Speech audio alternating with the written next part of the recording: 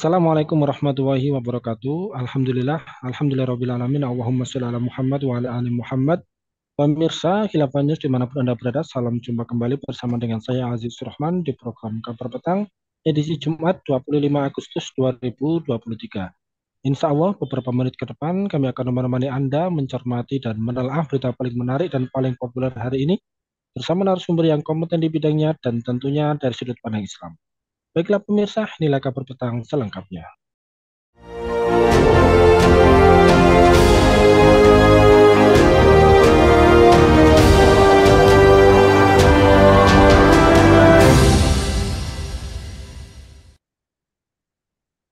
Pemirsa, Barat menyebut pembangunan kawasan kota mandiri yang di dalamnya terdapat patung raksasa Presiden Soekarno akan dimulai tahun depan. Bupati Hengki Kurniawan mengatakan bahwa anggaran yang digelontorkan untuk proyek itu diperkirakan mencapai 10 triliun rupiah lebih, karena kota mandiri tersebut diproyeksikan sebagai pusat bisnis berkelas internasional dengan pemukiman yang ramah lingkungan. Tetapi di dalam hal tersebut, sejumlah warganet dan juga para pakar tata kota mengkritik rencana tersebut karena dianggap tidak ada urgensinya dan buang-buang duit. Nah, pemirsa, sebenarnya bagaimanakah hukum patung di dalam Islam? Lalu, apa motif terselubung dari pembuatan patung Soekarno ini? Apakah patung-patung Soekarno ini memberikan manfaat bagi seluruh rakyat Indonesia? Pemirsa, untuk membahasnya kami telah terhubung dengan pengasuh Forum Tabayun. Beliau adalah Ustadz Ali Syafiuddin. Kita sapa dulu beliau. Assalamualaikum warahmatullahi wabarakatuh, Ustadz Ali. Waalaikumsalam warahmatullahi wabarakatuh. Alhamdulillah. Bagaimana kabarnya nih Ustadz? Sehat Ustadz? Alhamdulillah sehat. Amin ya robbal alamin. Baik Ustadz, ini kan sebagaimana pemberitaan yang cukup viral ya beberapa hari terakhir bahwa rencananya akan ada pembangunan patung Soekarno di kawasan perkebunan Ciwalini yang masuk di dalam Kabupaten Bandung Barat. Yang kemudian rencana ini menuai polemik di tengah-tengah masyarakat. Apalagi polemik ini berkaitan juga dengan biaya pembuatan patung yang mencapai 10 triliun rupiah lebih. Nah, jenengan melihatnya seperti apa ini, Ustadz? Apakah angka tersebut ini bisa dikatakan sebuah pemborosan? Terus kemudian apakah ini juga nantinya bisa mengarahkan kepada pengkultusan dan juga, mohon maaf, dalam tanda petik mungkin pemberhalaan? Mohon tanggapannya nih, Ustadz Ali. Ya, yang jelas ini adalah pemborosan ya. Karena dilihat dari aspek kalau sebagai seorang muslim ini halal atau haram, ya boleh atau tidak. Kemudian dari aspek manfaatnya untuk rakyat, di mana dalam kondisi sekarang ini rakyat ini sangat membutuhkan ya dari aspek kebutuhan pokoknya sarana prasarana yang dibutuhkan. Ini ya kalau menurut data BPS ya penduduk kita itu penduduk di Indonesia itu tahun Maret 2003 ini 25 juta. Tapi kalau menurut Bank Dunia itu ada 40% dari jumlah penduduk kan 270 lebih juta. Itu sekitar ada 100 juta Indonesia ini mengalami kemiskinan. 80-an juta warga itu tidak mempunyai rumah dan 20 juta itu tinggal di kediaman yang tidak layak. Coba kalau yang 10 triliun itu diberikan kepada mereka, katakanlah dengan rumah yang sederhana 100 juta ya, 100 juta masing-masing ya. Ya, ini memang nggak bisa mencakup dengan jumlah 100 juta ini ya, tetapi paling tidak itu mungkin dengan diratakan ya kepada mereka akan bisa lebih bermanfaat daripada membangun sesuatu atau patung ya yang sebenarnya nggak ada apa itu manfaatnya itu loh ya. Jadi apa matung itu bisa dimakan oleh rakyat juga nggak bisa itu. Jadi jelas ya, khawatir justru pembuatan ini akan terjadi pengkultusan ya, bahkan istilahnya pemberhalaan ya. Ini yang dikhawatirkan dari aspek akidah itu. Ya itu. Ya baik Ustadz. Sebelumnya kalau kita melihat dan mencermati dari pemberitaan yang ada, sebelum ada tahap pembangunan, ini pemerintah Jawa Barat juga dikabarkan sudah melakukan beberapa hal ya. Di antaranya adalah mengizinkan upacara seperti ruatan yang sesajen, yang menurut banyak pihak ini bernuansa klinik dan mistik. Yang tentu kalau kita melihat dan mencermati, ini ada hal-hal yang mendekati terhadap kemusyrikan. Nah, Anda melihatnya seperti apa ini Ustaz terkait dengan hal tersebut? Apakah perbuatan-perbuatan seperti itu ini juga bisa mengundang azab dari Allah begitu? Ya, jadi sesajen itu sebenarnya peninggalan masa-masa sebelum Islam yang sampai sekarang ini memang belum tuntas. Jadi sebagian masyarakat ini masih mempraktekkan itu. Padahal kalau dari aspek akidah ini jelas jelas bisa jatuh kepada musyrik dan itu dilarang oleh Islam. Jadi mempersembahkan sesuatu mungkin makanan ataupun yang lain ya untuk leluhur atau untuk makhluk gaib atau gimana situ ini jelas-jelas sangat bertentangan dari sisi akidah. Kemudian juga mempersembahkan makanan ya untuk untuk leluhur atau untuk makhluk gaib ini ya. Ini kan buang-buang aja itu loh, buang-buang aja dan eh, kan sebaiknya bisa di kalau itu makanan kan bisa dimakan gitu ya. Ini nih sangat jelas bertentangan dengan Islam. Apakah aktivitas ini tuh akan mengundang azab dari Allah? Ya bisa jadi gitu loh. Karena Allah ya terjadinya bencana, terjadinya fitnah di situ itu bisa jadi ya. Itu bisa secara langsung memang yang melakukan manusia, aspek perbuatan manusia sendiri ya. Misalkan kalau menebang hutan akan terjadi banjir seperti itu. Tetapi juga ya bisa secara tidak langsung karena dosa-dosa yang dilakukan oleh manusia sebagaimana di dalam surat Al-Ankabut wakulan akhudna bidambi. Jadi masing-masing mereka ini ya akan kami siksa sebab dosanya. Ya, faminhum man arsalna alaihi hasiba, wa minhum man akhadathu sayhatu, wa minhum man khasafna bil arda, wa minhum man araqna, wa ma kanau, wa ma kanau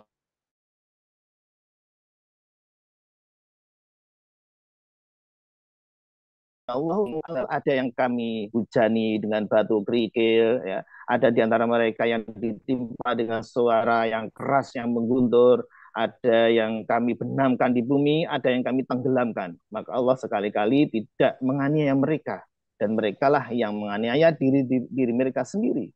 Jadi dengan perbuatan dosa kemusyrikan seperti itu, bisa jadi Allah akan mengirimkan siksaan, mungkin gempa bumi, mungkin banjir, ya, dan sebagainya di situ. Naudzubillah dan kita berharap jangan sampai kemaksiatan dengan membangun patung Soekarno ini dilakukan di situ. Baik itu. Ya, baik. Lantas kemudian kalau kita berbicara terkait dengan budaya membuat patung, jenengan melihatnya seperti apa ini, Ustaz? Apakah ini juga bisa masuk di dalam kategori menyerupai perbuatan-perbuatan yang dilakukan oleh orang-orang kafir ya? Mengingat banyak di antara orang-orang kafir di luar sana, ini mereka juga mengenang, memuliakan orang-orang terdahulu dengan membuat patung. Dan kemudian mohon juga dijelaskan bagaimana sih sebenarnya hukum Islam ya terkait dengan lukisan, kemudian patung, terlebih patung untuk makhluk yang bernyawa yang bisa jadi nantinya akan dikultuskan oleh manusia gitu.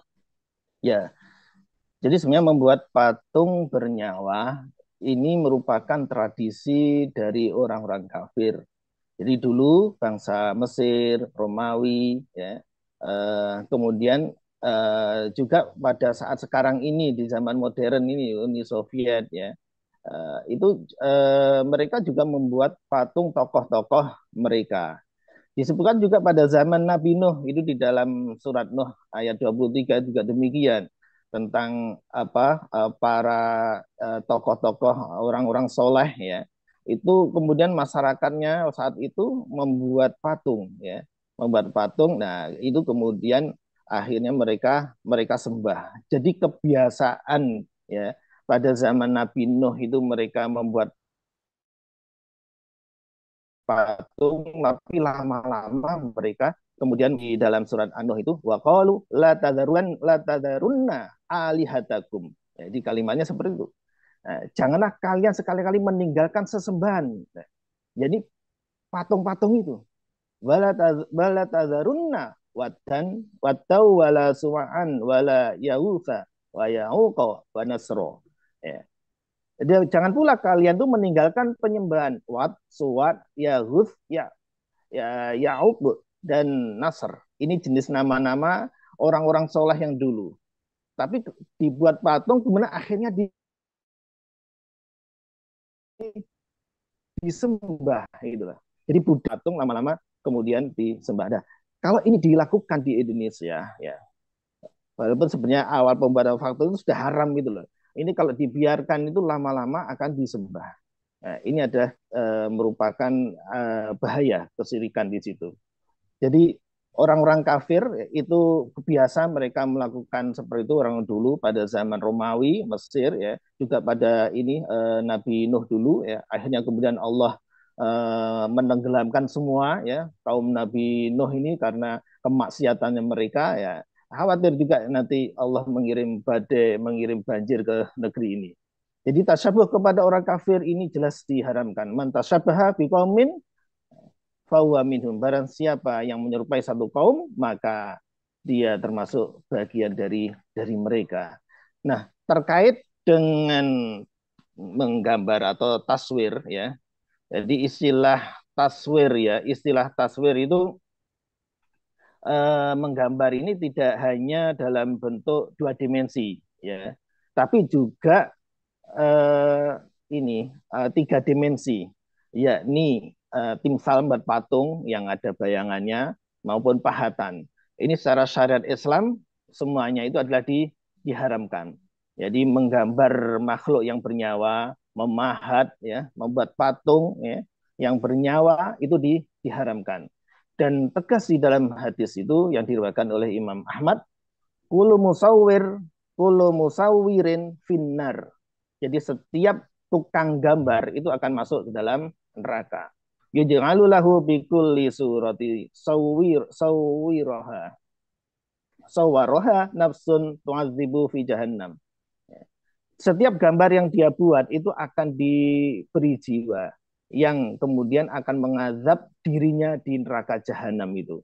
Fa in kunta la budda fa'ilan, ya, jika kamu terpaksa melakukan menggambar, maka faj'alis syajara wa mala nafsalahu. Ya. Gambarlah pohon dan apa saja yang tidak memiliki jiwa. Jadi kalau eh, menggambarnya ini memang dia memang hobi, maka sebaiknya gambar gambar pohon atau yang tidak memiliki jiwa. Kemudian juga di dalam hadis yang lain yang diriwayatkan oleh Imam Bukhari, innalladzina yasnauna hadis suwara yuwadzibu yaumil qiyamati. Yuqalu lahum ahyu ma khalaqatum. Sesungguhnya orang-orang yang membuat gambar itu akan diazab oleh Allah pada hari kiamat. Kemudian dikatakan kepada mereka, ahyu, hidupkanlah apa yang kalian buat di situ. Jadi luar biasa menunjukkan dengan tegas tentang haramnya untuk menggambar atau membuat patung ya atau memahat makhluk hidup atau makhluk yang bernyawa ya, makhluk yang bernyawa itu. Nah, jadi bahkan para ulama ya ini telah sepakat gitu. Jadi di dalam apa kitab fikih al-Islami wa adilatuhu karangan Syekh Abdul Wahab Az-Zuhali ya, Dr. Wahbah Az-Zuhali, Dr. Wahbah Az-Zuhali. Jadi beliau mengutip bahwasanya ulama telah melakukan telah konsensus sepakat tentang haramnya patung ya. Baik itu. Ya, baik, Ustaz. Kembali lagi ke patung Soekarno ini. Kalau kita melihat dan mencermati ya, tentu dengan berbagai plus minus dari kepemimpinan beliau sebagai Presiden pertama Indonesia, tidak juga kita juga mengetahui ya bahwa di akhir-akhir kepemimpinan beliau ini beliau juga mengeluarkan satu pemikiran atau bahkan kebijakan yang cukup melukai umat Islam saat itu ya. Di antaranya adalah terkait dengan Nasakom, terus kemudian pembubaran Partai Masyumi, serta beberapa kali juga memenjarakan para ulama. Nah, jenengan melihat hal tersebut ini seperti apa ini, Ustadz? Mohon pencerahannya. Ya, jadi gagasan Nasakom ya, itu dicetuskan oleh Soekarno itu sebelum Indonesia merdeka. Jadi pada tahun 1927.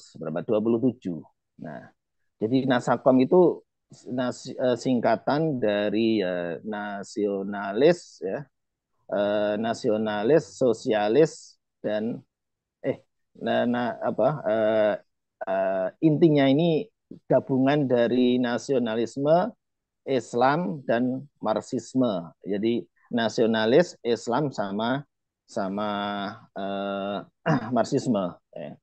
Jadi Nasakom nasionalisme, agama dan komunis. Jadi kalau kita lihat nasionalisme mungkin representatif dari kapitalis gitu ya, dari kapitalis. Agama representatif dari mungkin dari Islam ya, komunis ya jelas komunis. Ini sesuatu yang mustahil gitu loh. Menggabungkan tiga ideologi ini ya, dalam konsep politik yang dicetuskan oleh Soekarno saat itu. Mungkin harapan Bapak Karno ini ingin menyatukan visinya dalam rangka untuk melawan Belanda.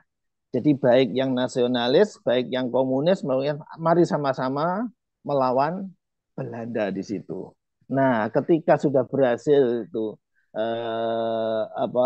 merdeka sudah berhasil. Nah, inilah eh, yang jelas masing-masing itu memiliki visi dan misi yang sendiri-sendiri gitu loh. Yang kapitalis ya nasionalis kapitalis ini punya visi sendiri, yang komunis juga demikian, yang Islam pun juga demikian. Karena memang ketiganya nggak mungkin untuk disatukan gitu loh. Jadi perbedaan prinsip kalau uh, Soekarno itu menginginkan demokrasi apa terpimpin ya, sementara Masumi menolak gitu loh. Jadi sebuah sistem demokrasi yang secara keputusan serta pemikiran itu berpusat pada pemimpin negara yang memiliki kekuasaan penuh ya untuk menghukum setiap penyelewengan dan eh, apa menendang partai-partai yang membahayakan. Makanya menginginkan hanya ada satu partai gitu loh, tidak boleh banyak partai. Apalagi dari Masumi ini sudah dari ideologi sudah jauh berbeda. Eh, eh, Presiden Soekarno saat itu ya ber, bekerja sama dengan PKI berhaluan komunis, sedangkan Masumi berideologi Islam. Jelas tidak bukan mungkin bekerja sama. Jadi dianggap ini adalah partai yang membahayakan. Apalagi dari Soekarno ini dari segi pemikiran dan obsesi itu yang sudah lama terkubur menginginkan partai itu cukup satu ya, cukup satu. Nah, ini harapan dan keinginan ya. Karena memang dari dalam komunis sistem perpolitikan ya partai itu harus satu, yang lain tidak diperbolehkan. Ya. Dan juga prinsip daripada Soekarno ini berkeyakinan ini revolusi ini belum berhasil. Ya, paham komunis kan terus mengalami evolusi. Nah, ini belum berakhir dan harus memiliki musuh. Ya, musuh utama ini adalah ya Masumi yang berideologikan Islam. Maka dengan sikap sewenang-wenang Soekarno pada tahun 1960, Masumi kemudian dibubarkan di situ.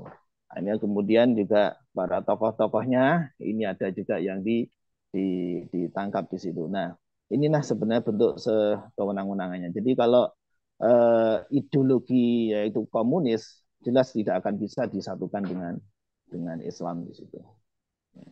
Baik itu. Ya, baik. Terakhir, Ustadz. Kalau kita melihat dan mencermati terkait dengan perkembangannya, kemudian anggarannya, dan juga dari sisi hukumnya, terkait dengan pembangunan atau rencana pembangunan patung raksasa Soekarno di Bandung Barat ini sebaiknya umat Islam ini bersikap seperti apa ini? Mohon penjelasannya. Ya, yang jelas harus menolak. Jadi karena dari aspek hukumnya ini jelas haram, pemborosan, kemudian tidak ada manfaatnya, dan juga yang perlu diperhatikan bahwasanya pahlawan itu tidak hanya beliau saja. Ya. Jadi kalau misalkan dalam Islam ini ya, yang disebut dengan pahlawan itu yang mereka itu betul-betul berjuang, ya, berjuang untuk Allah, berjuang untuk Islam. Kalau seandainya dalam Islam ini boleh dikatakan membuat berhala, mungkin ya Umar bin Khattab, mungkin Abu Bakar, Umar, Sayyidina Ali dan seterusnya itu para tokoh-tokoh Khulafaur Rasyidin bahkan bagian dibuatkan patung. Jelas ini kan tidak boleh gitu loh, haram. Ya. Jadi kita memang sebenarnya amat miris lah negeri yang mayoritas Islam ini kemudian pemerintahnya membangun patung yang jelas diharamkan dalam syariat Islam ini yang memakan biaya yang amat besar. Sementara manfaatnya sekedar hanya untuk apa estetika belaka saja. Pada puluhan rakyat ini banyak yang sangat butuh kebutuhan pokok, sarana dan prasarana untuk menunjang kehidupan sehari-hari. Yang justru menjadi tanda tanya ini sebenarnya ini untuk siapa itu loh bangun Soekarno ini kepentingannya kalau ini tidak ada gunanya untuk rakyat dan dalam pandangan Islam ini diharamkan sebenarnya untuk apa? Jangan-jangan ini adalah ambisi politik kelompok tertentu untuk menaikkan pamornya atau gimana ya. Jangan-jangan ya ini memang untuk kepentingan oligarki juga gitu. Apalagi dalam pembangunan ini rencana juga pembangunan kota mandiri yang semakin marak di Indonesia terbukti menjadi kawasan apa elit yang dinikmati untuk segelintir orang dan menjadi ajang apa tempat untuk bisnis ya berkelas internasional. Ini jelas menguntungkan para oligarki di situ. Ya. Jadi di kota mana itu Walini ya, Walini Raya itu nanti akan diproyeksikan mengarah ke sana. Jelas ini yang menguntungkan siapa? Apakah orang miskin? Ya, tidak, gitu loh. Nah ini yang harus difikirkan gitu. Jadi lalu sebenarnya pembangunan ini untuk siapa? Itu apakah seolah-olah ini memang pahlawannya itu hanya beliau tidak? Justru kita sangat menghargai para pahlawan-pahlawan Islam yang betul-betul berjuang karena Allah, yang berjihad melawan Belanda ya.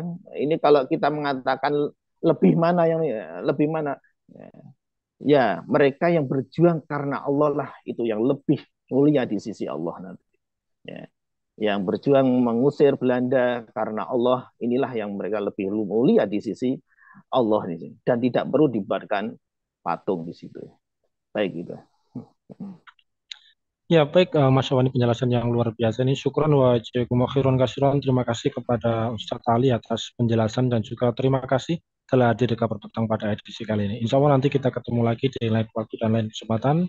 Semoga panjenengan dan keluarga sehat selalu dalam lindungan Allah Subhanahu wa taala. Assalamualaikum Amin. warahmatullahi wabarakatuh. Waalaikumsalam warahmatullahi wabarakatuh.